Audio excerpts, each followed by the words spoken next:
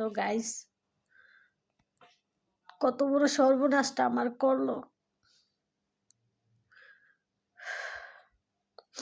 আমি কারো ক্ষতি কখনোই করি নাই, কখনো আমি চিন্তাও করি নাই যে কারো ক্ষতি আমি করব। আমি কোনো সময় আমি কারো কথা কারো কাছে লাগাই না, কারো কথা কারো কাছে ঝগড়া লাগাই না, হজম করতে চেষ্টা করি।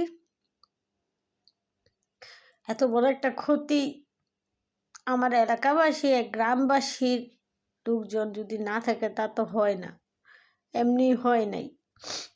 যাক, তাদের উদ্দেশ্যে আমার ভিডিও তো দেখেন, তো তাদের উদ্দেশ্যে বলি, তোমরা কিন্তু আমার ক্ষতি করো নাই, তোমাদের ক্ষতি করলাম। আজ হোক কাল হোক এটার জের কিন্তু তোমাদেরই বহন করতে হইব। আমার কিছু হয় নাই।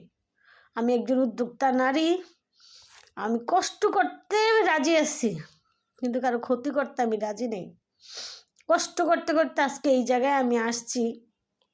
এবার যেই ক্ষতিটা করছেন এটা আমি পূরণ করতে পারবো, হয়তো একটু কষ্ট হবে, কিন্তু আপনারা যেটা করলেন সেটা কিন্তু আখেরে আওয়াল পর্যন্ত ঠেকা থাকলেন আল্লাহর কাছে, উপর আল্লাহর কাছে বলে দিলাম, আপনার মা বোন সন্তান সবাই আছে। আপনি যে কাজটা করছেন এটা করে আপনার ফ্যামিলি, আপনার সন্তান সবার উপরে প্রভাব ফালাইলেন। আর আমার যেটা করছেন, আমার সন্তানদের ভবিষ্যৎ আরও উজ্জ্বল করে দিলেন, আমার ভবিষ্যৎটা আরও উজ্জ্বল করে দিলেন। আমি কোনো কষ্ট পাইনি, কারণ আমি জানি এটার জন্য আমার নামে আরও ভালো কিছু লেখা হইল। যাক, আপনি সুখে থাকেন।